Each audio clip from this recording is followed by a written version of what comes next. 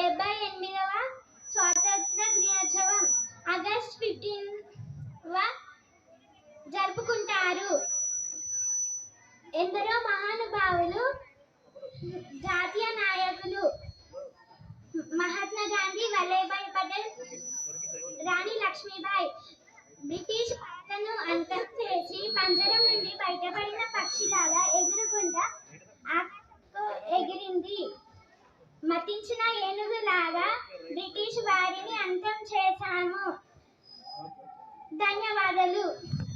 శాంతి, సహనం, సత్యరూప, శౌర్యకాంతితో వెలిగిన దీపమ, నమామి భారత పతాకమ, స్మరామి త్రివర్ణ కేతనమ. ధన్యవాదాలు.